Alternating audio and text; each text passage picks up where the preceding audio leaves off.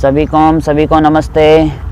आज हम बात करेंगे कान के रोगों के लिए, चाहे वो बहरापन है, चाहे वो कानों में सरसराहट या किसी तरह की आवाज़ आती है, और जिनके कान बहते हैं उनके लिए भी।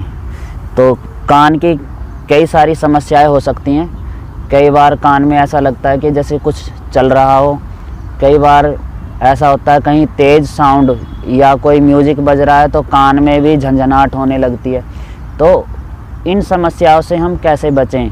तो कुछ अभ्यास ऐसे हैं, कुछ प्राणायाम ऐसे हैं जिसके करने से हमारी इन सारी समस्याओं से छुटकारा मिल सकता है।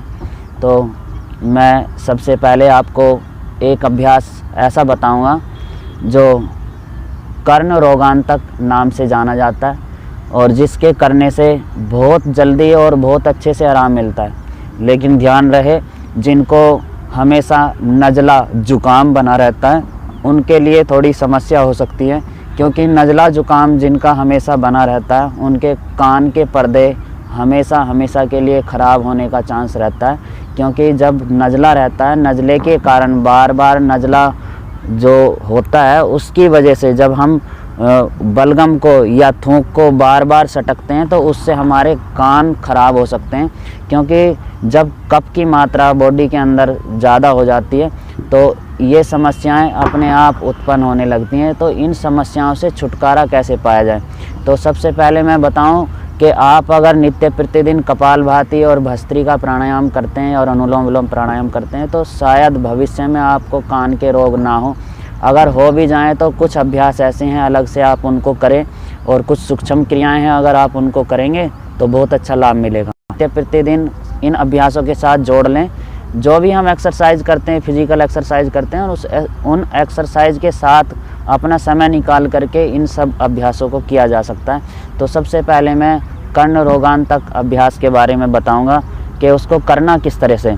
उसको हमने करना किस तरह से, चाहे तो आप नाक बंद करके श्वास भर के बाहर की तरफ धक्का दें। आप चाहे आप अपने गालों को भी फुला करके अपनी श्वास को रोक करके बाहर की तरफ धक्का दे सकते हैं। जैसे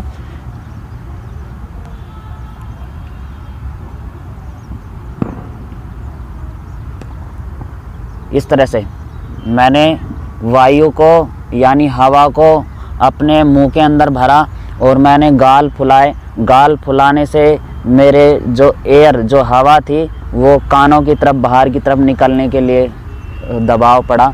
ऐसा महसूस होना चाहिए।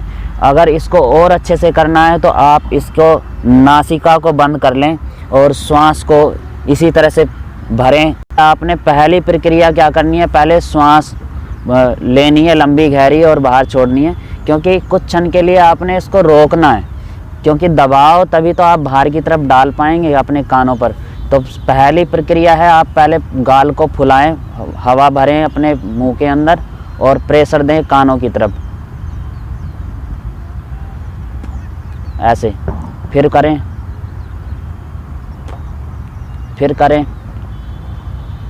ये 3 बार मैंने किया। इसी तरह से आप भी फिर इस अभ्यास के बाद में फिर आपने फिर हवा भरनी है, यानी वायु को मुंह के अंदर भरना है। गाल भी फूलने चाहिए। आपके कान की तरफ पूरा प्रेशर पड़ेगा, और जैसे ही आपका कान की तरफ प्रेशर पड़ेगा वैसे ही कान में बाहर की तरफ जब धक्का लगता है तो आवाज़ आएगी।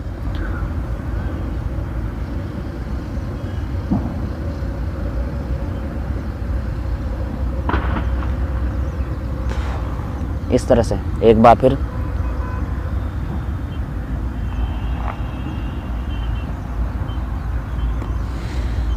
एक बार फिर से।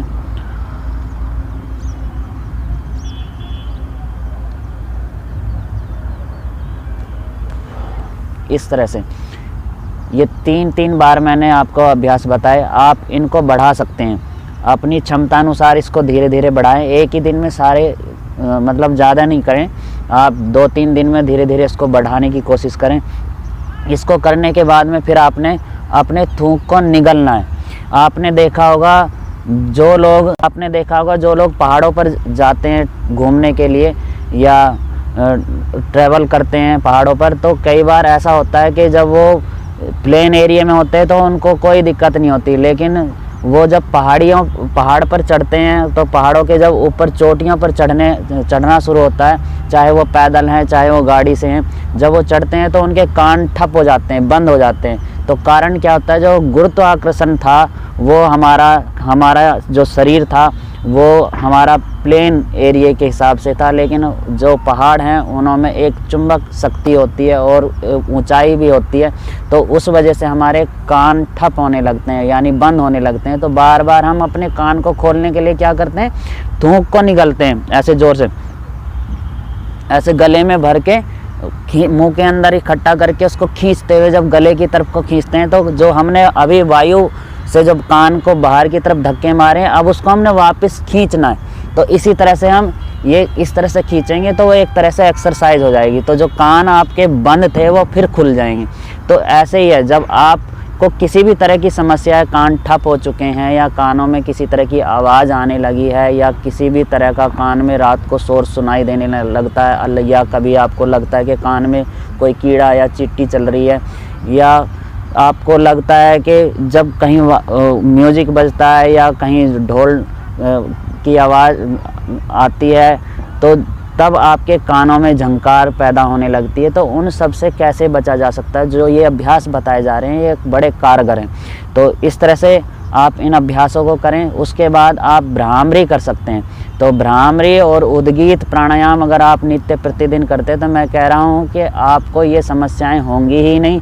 अगर भविष्य में आपको कान बहने की भी समस्या है या कानों में इस तरह की कम या ये जो आपको अलग तरह के जो साउंड सुनाई कान के अंदर दे रहे हैं, तो इन सब से छुटकारा पाया जा सकता है। जब आप डेली नित्य प्रतिदिन इन अभ्यासों को करेंगे तो सारी समस्याएं आपकी धीरे धीरे सब खत्म हो जाएंगी। देखो, परमात्मा ने जो शरीर के अंदर कोई भी अंग दिया है वो उस अंग का अपने स्थान पर बहुत बड़ा महत्व होता है। अगर कोई भी अंग क्षतिग्रस्त होने लगता है या कहीं भी उसमें कोई विकार आने लगता है तो बहुत समस्या पैदा होने लगती है। एक समस्या से कई सारी समस्याएं पैदा होने लगती हैं। तो आपने इस चीज़ का ध्यान रखना है। आपने भ्रामरी कैसे करना मैं बताऊंगा। आपने भ्रामरी के लिए आप चाहें तो पहली इस उंगली को कान में डाल सकते हैं या अपने अंगूठे से कान को इस तरह से बंद करें और ये पहली उंगली माथे पर, बाकी की उंगलियां नासिका और आँखों के मूल में इस तरह से करें और वाइब्रेट करें। जैसे भंवरा गुंजन करता है ना, आपने देखा होगा फूलों पर जो काले रंग का जो भंवरा जब उड़ता है तो उसकी वाइब्रेशन को महसूस करें। बिल्कुल उसी तरह से आपने भी अपने नाक के अंदर वाइब्रेट करना है। जब नाक में आप वाइब्रेट करेंगे तो आपके कानों में भी होने लगेगा। तो आपने ठीक से इसको कान को ठीक से बंद करना है, क्योंकि ये कानों के ही लिए अभ्यास करवाया जा रहा है, आपको मस्तिष्क के लिए नहीं, क्योंकि ये कानों के लिए करवाया जा रहा है। तो जब आपका कान ठीक रहने लगेगा तो आपका मस्तिष्क भी ठीक रहने लगेगा। देखो, ये पूरा जो हमारा गर्दन से लेकर के ऊपर का जो हिस्सा है ना, एक दूसरे से परमात्मा ने सिस्टम जोड़ा हुआ है। तो एक सिस्टम ठीक रहता है तो दूसरा सिस्टम अपने आप ही ठीक रहने लगता है। तो कान को ठीक से बंद करेंगे। पहली उंगली अपनी माथे पे ले आए या ऊपर ही ले आए, माथे पर ही हथेली टिका लें, इस तरह से करें और वाइब्रेट करें। बाहर कुछ नहीं सुनाई देना चाहिए, वाइब्रेशन आपके शरीर के अंदर होनी चाहिए। आपके मस्तिष्क, आपके सिर चोटी वाले स्थान तक महसूस होना चाहिए।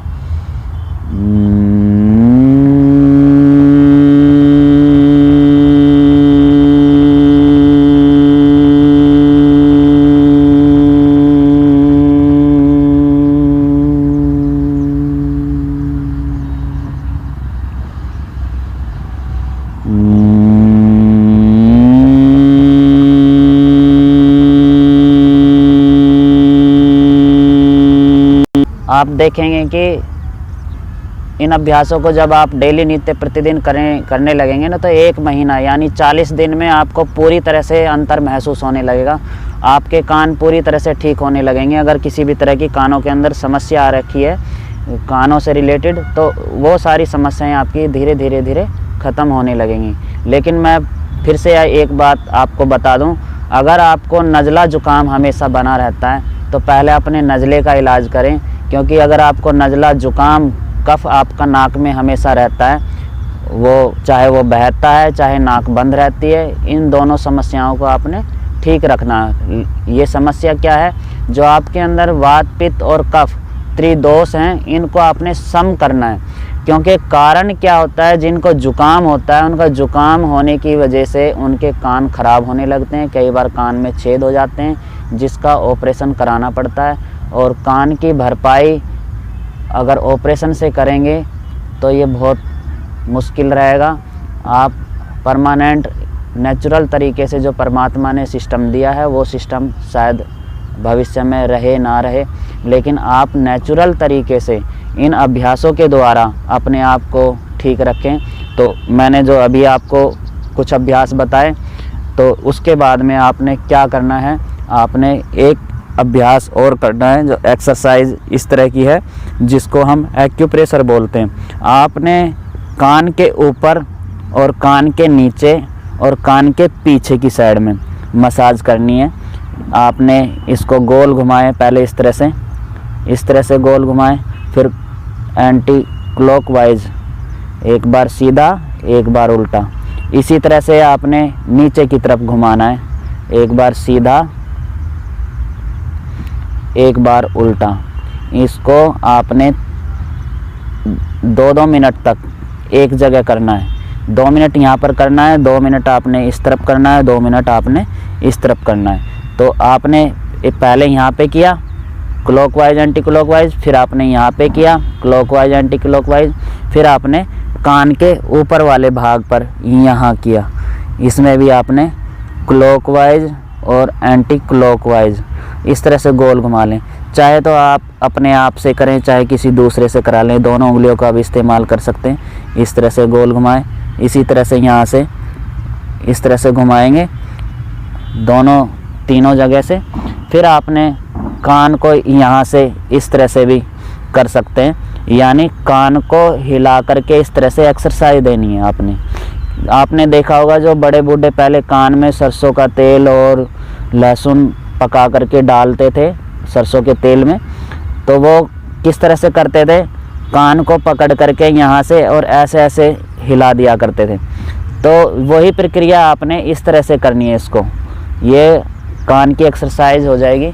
इसी तरह से दूसरी साइड में आपने घुमाना है और वही पॉइंट आपने दबाने हैं। तो इस तरह से करने से आपको लाभ मिलना शुरू हो जाएगा, जो आप नित्य प्रतिदिन और कोई भी एक्सरसाइज कर रहे हैं उसके साथ जोड़ें। और आपने करना क्या है, आपने 5-5, 10-10 मिनट के लिए कपालभाति, अनुलोम विलोम और भस्त्रिका प्राणायाम जरूर करना है। अगर आप इन अभ्यासों को करते हैं तो आप कानों की समस्याओं से छुटकारा पा सकते हैं। आपको किसी भी तरह की समस्या है तो कोशिश करें आप ज़्यादा ठंडा, गर्म और ऐसी चीज़ें ना खाएं, उन सब से बचें। अगर कान बहता है तो खट्टी चीज़ें और तली भुनी चीज़ों से परहेज़ करें। आपको जो कानों की समस्या है, मैं आशा करता हूं कि आप बहुत जल्द ठीक होंगे और इन अभ्यासों को अपनी जो एक्सरसाइज करते हैं उसके साथ जोड़ लेंगे। तो आज के लिए इतना ही। सभी को नमस्ते।